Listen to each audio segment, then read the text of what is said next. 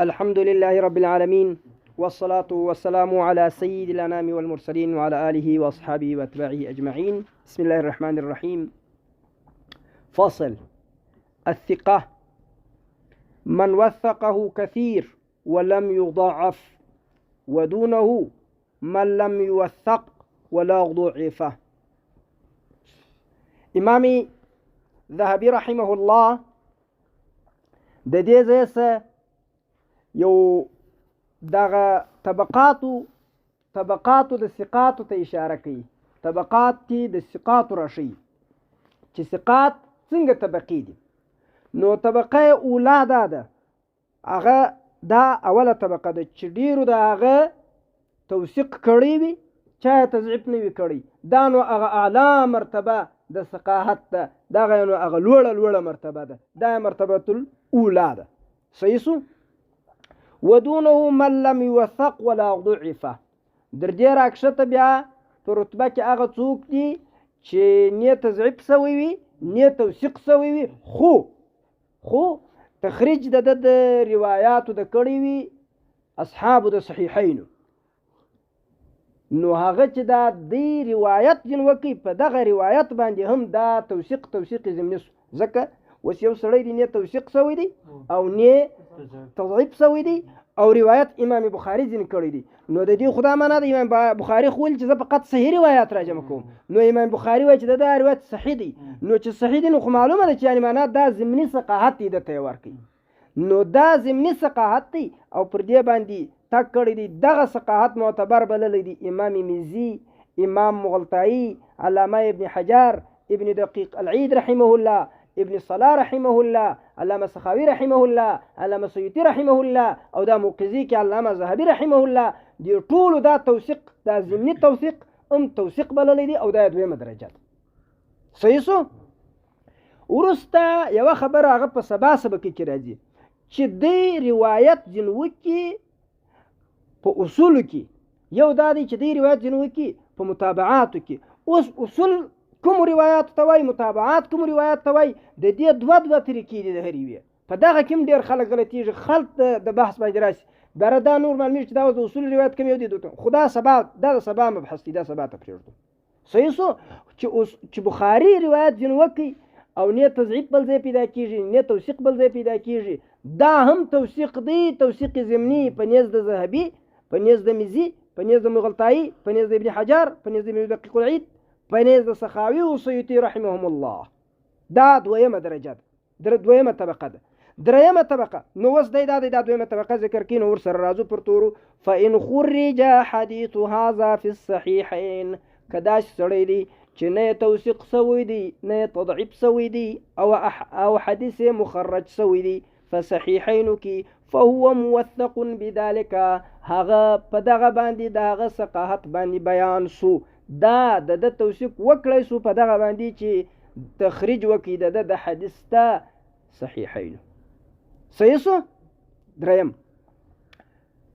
وإن صحها له مثل الترمذي وابن خزيمة فجيد. کچيري د یو چا د حدیث ته صحیح امام ترمذی وویل یا ابن خزیمه ورته ویل فجید، دام جید دی. ګوره یو ثقه دی یو جید دی. معلومیږي داسې چې دا خپل دغه خو په دې تصریح کړی د علامه سیوطي رحمه الله چې نوم چې نقاد بدل کی د دې خامخا دا چې څه فرق هم پکښې دی. نو معلومه ده چې کم چا توثیق امام بخاری وکي او د کم چا توثیق امام ترمذی وکي، نو د دې خو نو څه فرق کی. نو په دا ثقاحت کې ګویا کی یو څه یو اندازه قدر څه فرق رالی.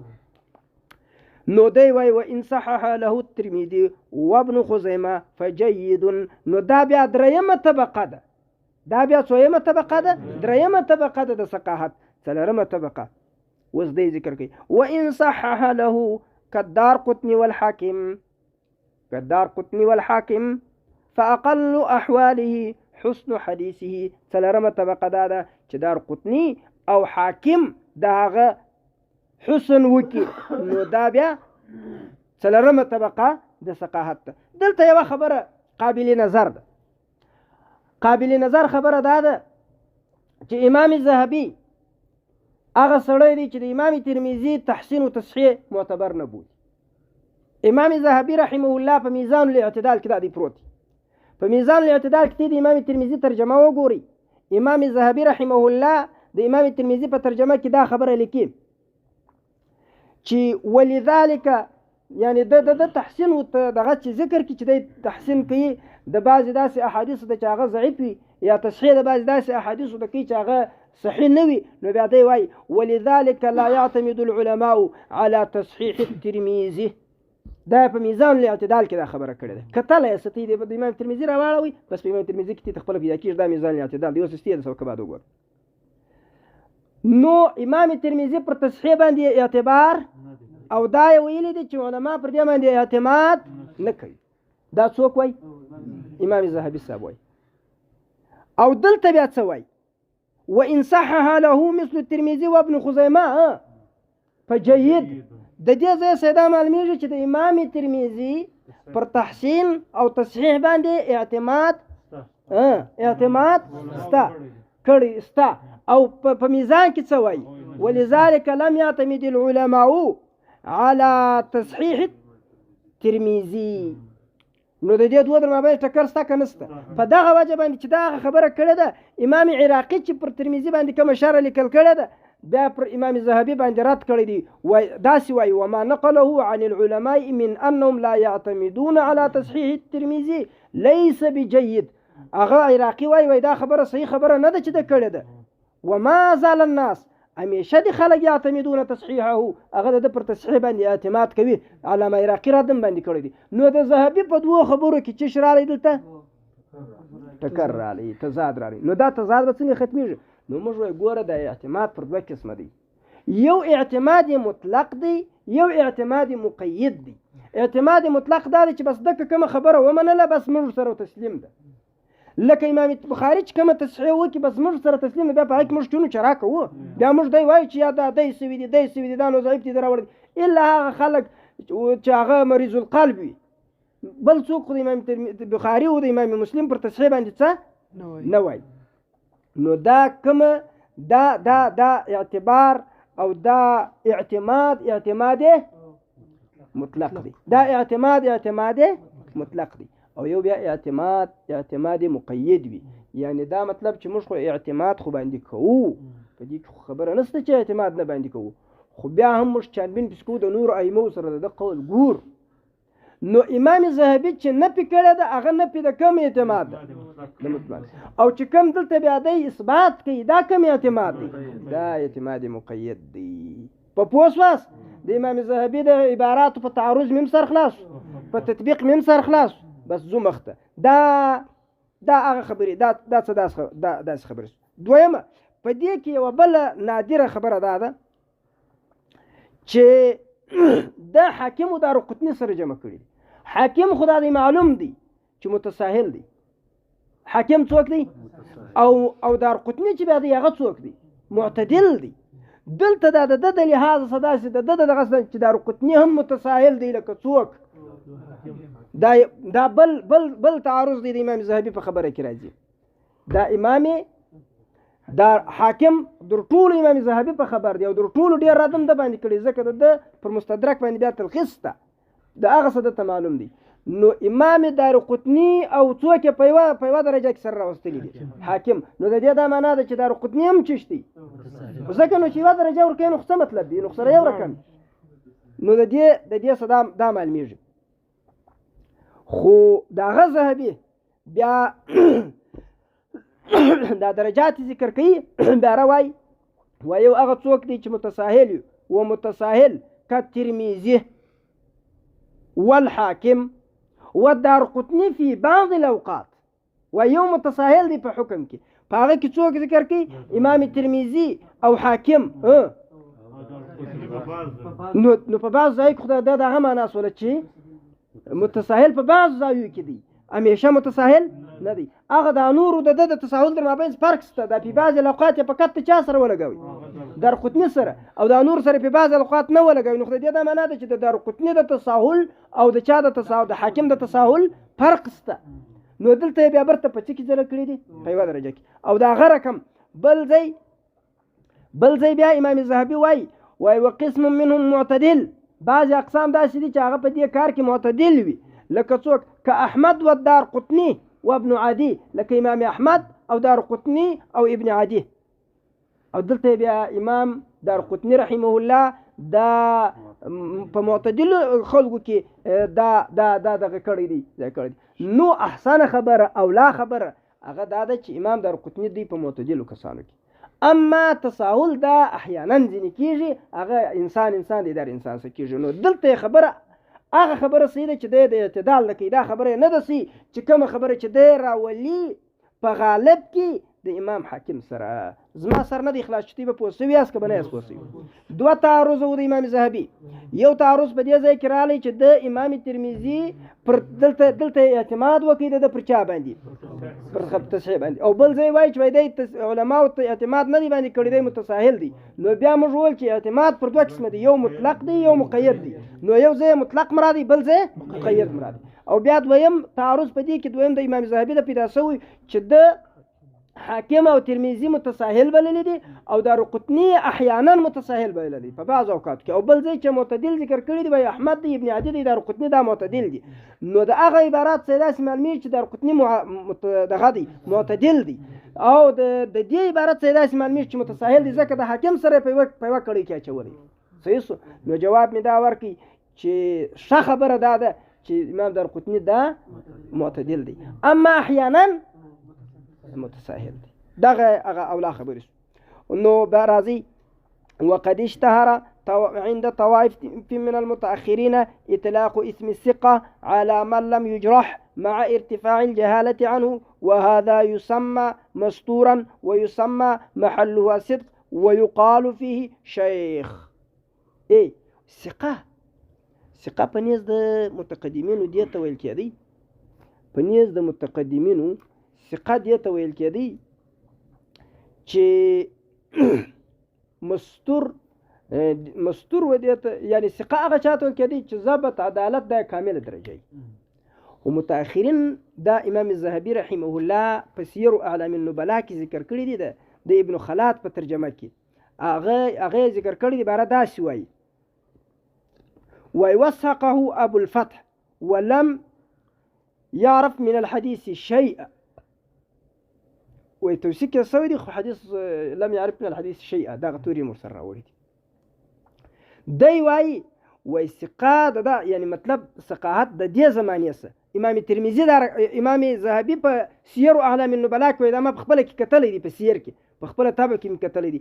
فمن هذا الوقت بل قبله صار الحفاظ يطلقون هذه اللفظ ثقه، دا د ثقه د لفظ اطلاق کوي على الشيخ الذي سماعه صحيح، پر هغه شیخ باندې سماع صحیح بقراءة متقن په قرات د متقن سړي سره و اثبات عدل وترخصوا في تسميته بالثقه. دی هغه چاته هم ثقه وای چې بس هغه ښه قرات یې کړی صحیح سماع ثابت وي دا تم ثقه وای. او ګوره دا د متأخرین ثقه دی. وانما الثقه في عرف ائمه النقد، ثقه په ائمه په نقد په عرف کې كانت تقع على العدل في نفسه المتقن لما حمله الضابط لما نقله وله فهم ومعرفة في الفن فتوسع المتأخرون. نو دی وای چې په ثقه کې څو مذهب دي دا څوک راته وایي وروره زه نه وایم دی نه چې دا خبره مې اعتماد ته دغه کوي. څوک وایي؟ علامه ذهبي په سیر کې وایي ثقه د متقدمینو ائمو نقادو په نیز هغه چاته ویل کېدی چې هغه عادل وای په نفسه، متقن وای هغه شی لره یعنی ضابط وای، الضابط لما نقله او له فهم ومعرفة في الفن، هغه په فن کې او په دغه کې معرفت لري. او د متأخرینو په نیز باندې ثقه بیا دې ته ویل کېږي چې بس دا سماع صحیح وي او دا د متقن سوي د عادل سوي د عادل سړي سره سماع کړي بس دې تم دی څوک وای ثقه وای. نو خیر دی بهرحال دا ثقه دا امام دغه رحمه الله ذهبي رحمه الله ثقه په نظم متأخرینو او ثقه په نظم متقدمینو دا ځله تقسیم کړي. نو اوس دی دلته ګوره دغه دلته هم دا خبره کوي ګوره دا د متقدمینو د متأخرینو اصلاح دا دی نه ده چې ما جوړه کړې ده یا یو دکتور جوړه کړې ده یا یو بل چا جوړه کړې. ګوره دا دی دلته دا وینه دا هم د متأخرین دا په سیر کې ویلي دي، دا بیا په موقظه کې ورته ګورئ دا دی وقد اشتهر عند طوائف من المتأخرين ګوره د دې په مقابل کې څوک دي متقدمین دي که نه دي نو دا دی نه ده چې نوې اصلاح ده. وقد اشترى عند طوائف من المتأخرين إطلاق اسم السقاء على من لم يجرح مع ارتفاع الجهالة عنه جهالة تمزن مرتفع وهذا يسمى مستورة جيت مستورة والكيجي ويسمى محله صدق ويقال فيه شيخ. وقولهم أو دا قول چې مجهول لا ينزل منه جهالة عينه چې مجهول یو چاته وویل زه دې خبرو ته زه راګرځم پر جهالت زه بحث درته کوم چې چاته مجهول وویل د دې دا مطلب نه دی چې جهالة العين دی. فإن جهل عينه وحاله فأولى لا يحتج به ځکه کې حال کې مجهول العين او مجهول الحال بیا خو په دې باندې حجت نه نیول کېږي. نو د مجهول دا مطلب نه دی چې هغه یو مخ مجهول دی. د مجهول کله کله دا مطلب وي چې اخبار یې نه معلوم قصص یې نه معلومي. لکه امام ابو حاتم رحمه الله ابن ابي حاتم ډیر ځای په صحابو کې د خپل پلار ابو حاتم صدا رانقل کړي چې دا مجهول دی. دلته جهالت د عدالت نه دی، دلته د مجهول مراد دا دی. دا حافظ ابن حجر دا مقصد بیان کړی دی چې دلته د مجهول مقصد دا دی چې یعنی د کیسې د روایت د خبرې د غزاګانې دغه خلکو ته نه دي معلوم. مجهول په صحابو کې څه معنا ده؟ دا نه دی چې مجهول العدالت دی. مجهول یا رتبه چاله ورله ابن ابي حاتم ورته دا صحابي دی ورته مجهول وای بس هغه بره کتاب ردی ورور ته د کتاب په مقصد سره خلاص کی کتاب ولې ردی د متقدمین او ائمه او نقاد کتاب دی. خبره دا ده الته د مجهول سره هغه مراد څه وي؟ مجهول عدالت نه وي بلکې څه وي؟ مجهول الروایت یا مجهول الاخبار وي یعنی اخبار دغه نه څه. نو دایم دلته دغه شی درته ظاهري. دلته درې مجهول اما دلته موږ یو ابن حجر لرو یو ابن صلاح لرو. ابن صلاح رحمه الله وای چې زموږ سره یو مجهول دی یو مستور دی یو مبهم دی یو مهمل دی. مجهول مستور مبهم مهمل مجهول مستور مبهم مهمل. مجهول او مستور دا مشروع دا پر بحث لري. مستور مبهم چاته وای؟ مبهم دا چې لکه رجل امرأة حدثني رجل حدثني امرأة حدثني انسان صحیح دا څوک دی؟ دا مبهم. مهمل بیا دې ته وای چې محمد نه ابن ستا نه ابد ستا حدثني محمد وست محمد په نامه باندې خو 50,000 انسانان تیر شوي دي کوم محمد دا ته وای څوک؟ مهمل. یو بیا دی مجهول. دا مجهول حافظ دغه چې ابن صلاح چې تقسیم کړی دی هغه درې قسمه جوړ کړی دی چې وای مجهول الباطن والظاهر مجهول الباطن دون الظاهر مجهول العين. دغه درې قسمونه جوړ کړی دي. څنګه جوړ کړی دي؟ مجهول الباطن والظاهر مجهول الباطن دون الظاهر مجهول العين. حافظ ابن حجر رحمه الله چې بیا دا تقسیم کړی دی هغه دی وای چې یو مجهول الحال بل مجهول العين. مجهول الحال مجهول العين. حافظ ابن صلاح رحمه الله څنګه جوړ کړی و؟ درې. هغه چې جوړ کړو نه هغه خو ګرد زمر سره هغه زمر سره ګرد څلور شان پراته دي. یو مجهول دی یو مستور دی یو مهمل دی یو مبهم. مجهول مش پرې شو ځکه هغه تقسیم ته اوس مش دای راځو. مهمل هغه دې ته ویل کېږي چې زید محمد بکر نور نه ابن دی نه ابستانه پلانستانه پلانسته. او مبهم بیا دې ته ویل کېږي چې رجل و امرأه. پاتې سو مستور او مجهول دا اصطلاح لري. نو راځو موږ اصطلاح ته.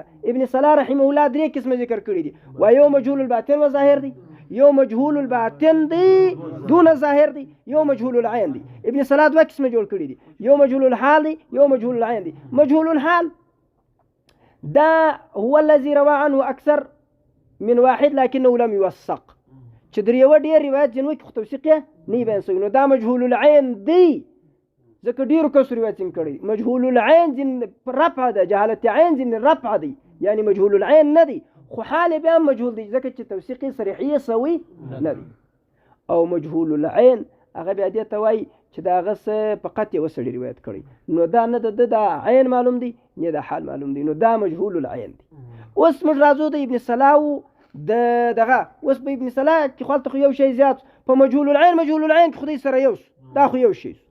پاتوس مجهول الباطن دون الظاهر هغه سړی دی چې باطن مجهول دی ظاهر نه دی مجهول ځکه هغه دا مجهول الحال سو دا ابن حجر چې بولی.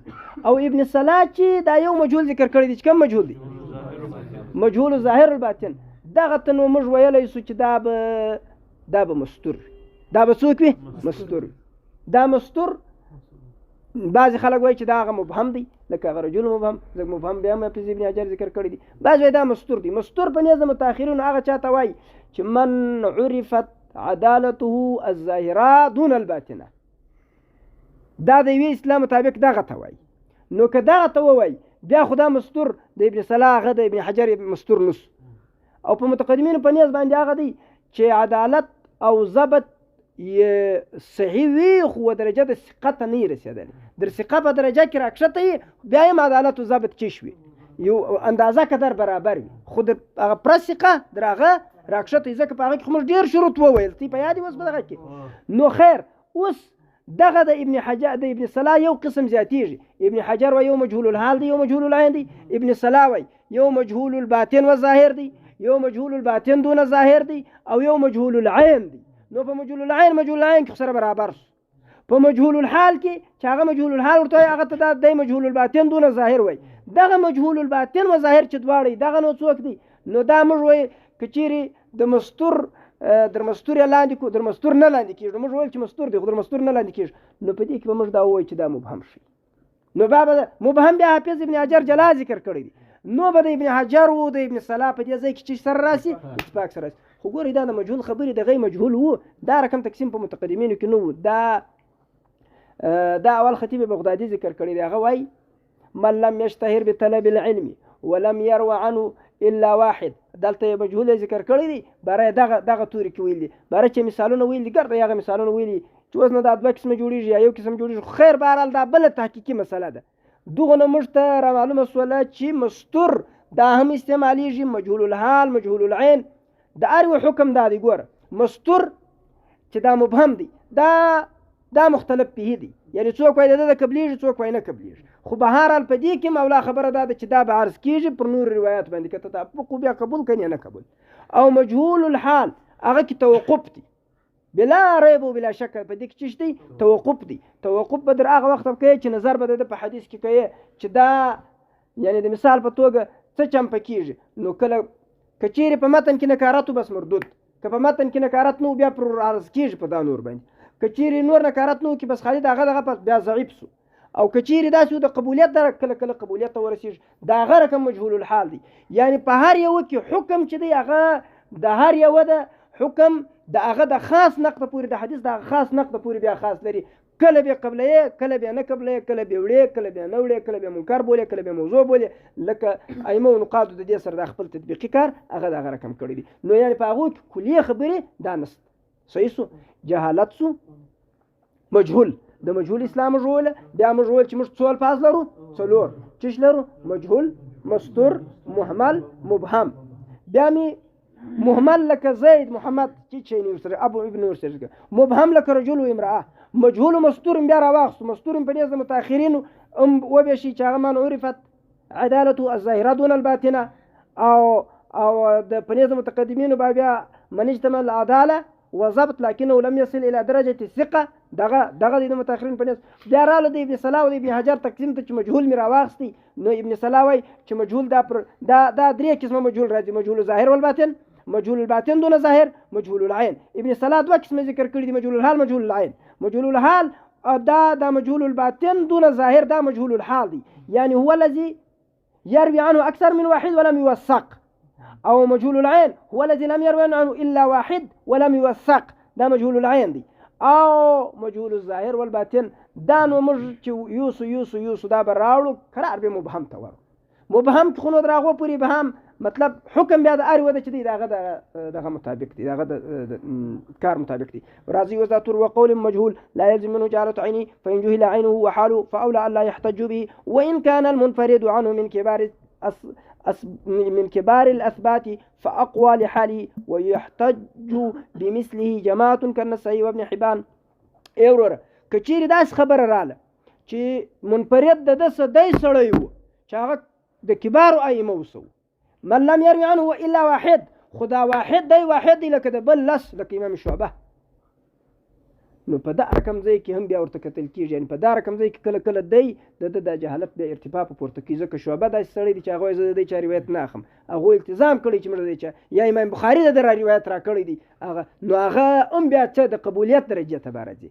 وإن كان المنفرد عنه من كبار الأثبات فأقوى لحاله دا أقوى دا حال دفارة ويحتج بمثله واحتجاج نسبة دار كم دغبا جماعة كالنسائي وابن حبان وينبوع معرفة الثقات د ثقات دغتي تشير درمان ميجي تاريخ د بخاري دي او د ابن ابي حاتم دي د ابن حبان ثقاتي کتاب تهذیب الکمال دی د امام مزي رحمه الله دلته د مرتدا یو څه خبر راشي چې مثال په توګه دا خالص دی نه دي چې ثقات پکې ذکر خو به هر حال دا منابع دي د ثقات او یو خبر دلته د امام ذهبي رحمه الله ډیر علم او ډیر عاجزي هغه ته مشترته بیانیش دغه تهذیب الکمال ولا چې دی دا د ذهبي خپل معاصر دی صحیح ده یعنی د خپل معاصر کتاب هم یاد کړی دی دا د انسان پر عاجزی او د انسان پر انکساری او د انسان پر للهیت او خلوص او اخلاص باندې دلالت کوي د خپل معاصر چې امامي مزدي